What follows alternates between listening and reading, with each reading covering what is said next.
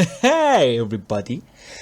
If you're working in Blender, but you're still not fully comfortable using modifiers, you're missing out of some of the most powerful tools the software has to offer.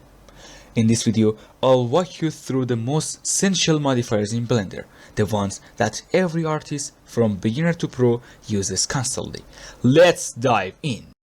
Alright, I got Suzanne, Blender's famous monkey mesh, right here on the screen. She's looking a bit black, right?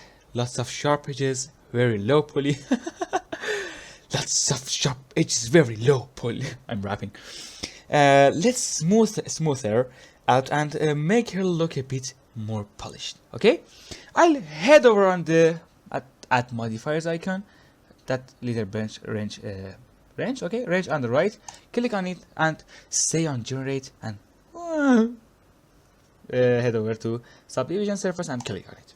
Okay. Oh, boom! How amazing it is. Look at her, Suzanne's install. Oh, boom! Look at her. Oh, boom! Look at that. Suzanne instantly gets smoothed out. Way more organic, right? This is super useful for modeling characters, animals, and everything that needs soft curves. You can crank up the levels to make her even smoother, but be careful not to go too high. On your computer might be start screaming. Alright, next is mirror modifier. I call it time saver. Instead of modeling both sides of a symmetrical object like a face, a car, or a building, you only model one side and let Blender mirror the rest automatically. I don't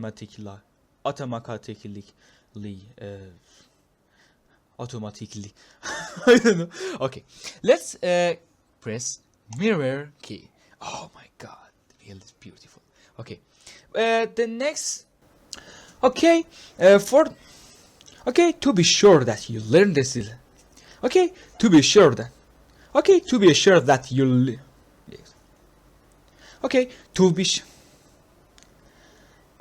be sure that you learn this lesson, I prepared.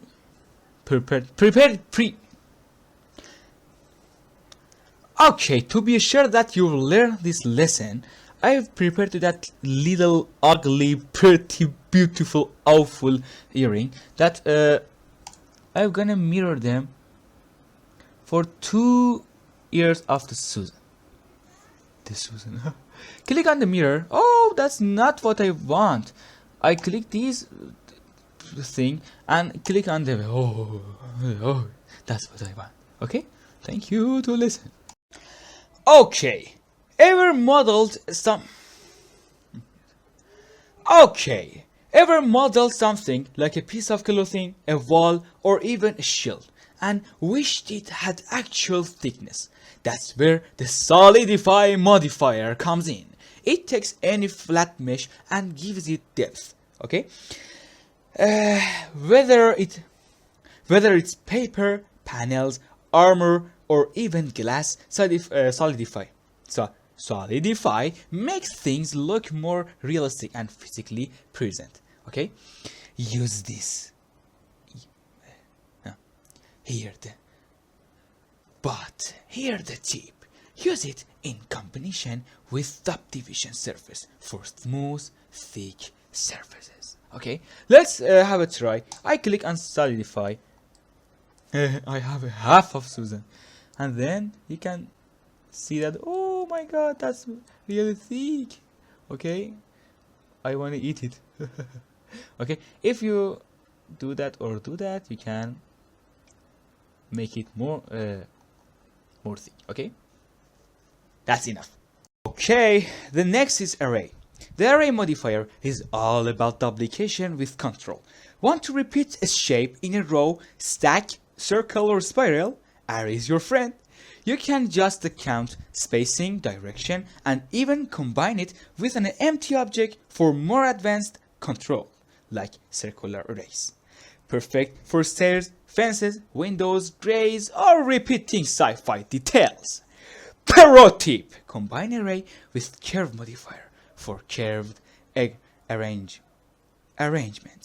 I think that's arrangement. Okay, let's see what happened if I choose Suzanne with these beautiful rings. Okay, oh my god, I have to combine it together. I'll teach you that lesson later.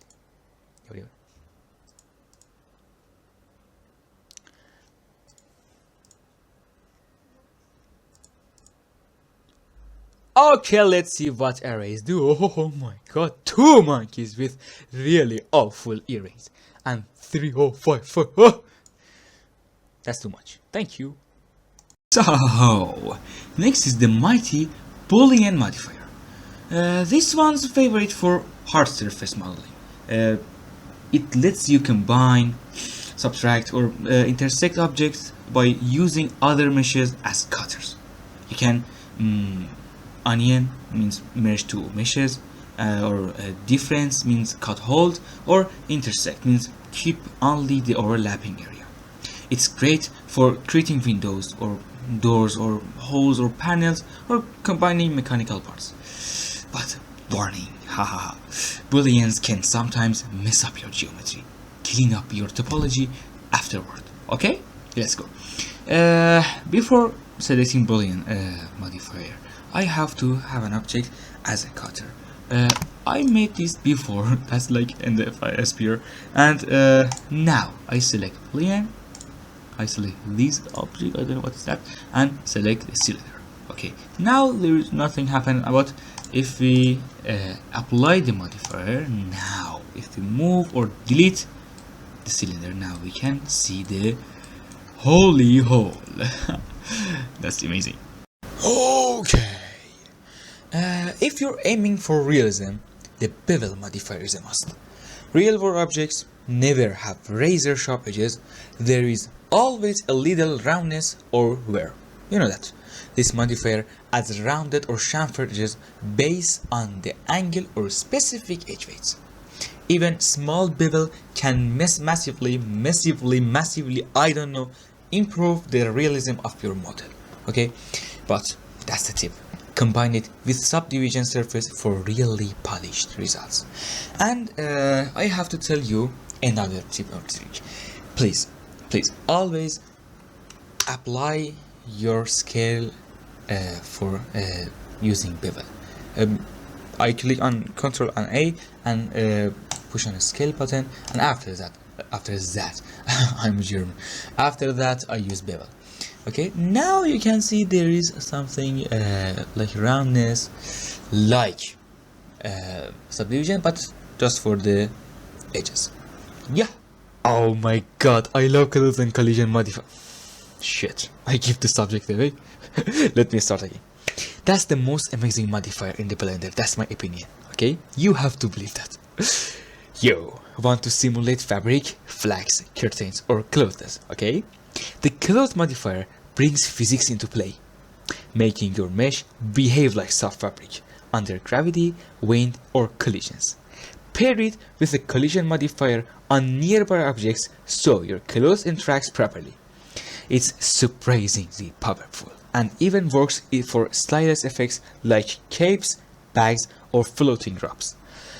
And here's the tip: use a higher res mesh for better folds and details.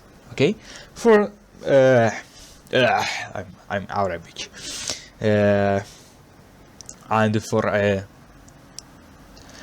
for an example, I select that the plane and go to edit mode. I click on subdivide and increase it into 32. That's for an example, okay, because I'm recording this video. Okay, go to object view, object mode, and after that going to physics and click on close.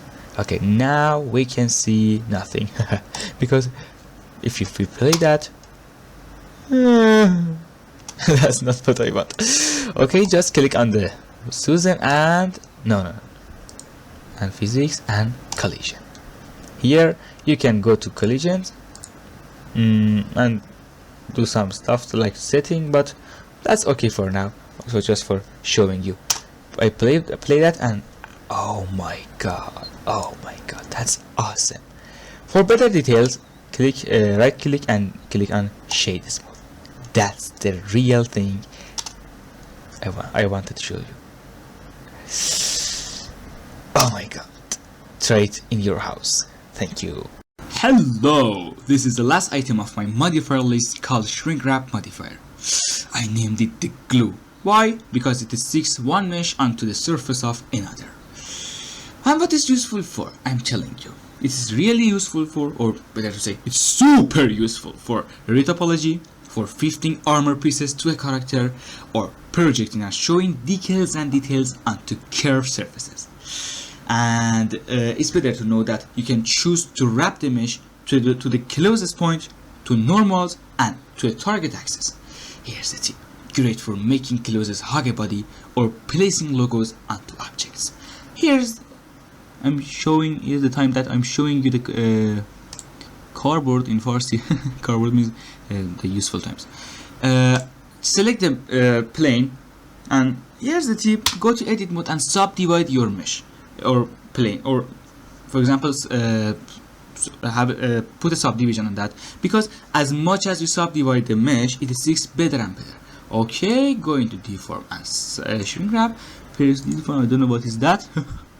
And press Suzanne. Oh my god, enjoy grabbing it. Oh, that's really amazing. And here's the tip. No, there's no tip. No, sorry, that's okay. But it reminds me when. Remind me or remember me, I don't know. Please guys, thank you for following me. Comment and like. Comment, don't use racist or swear words, that's not really good. But please tell me what to do for better videos. I am really new at this one. Thank you.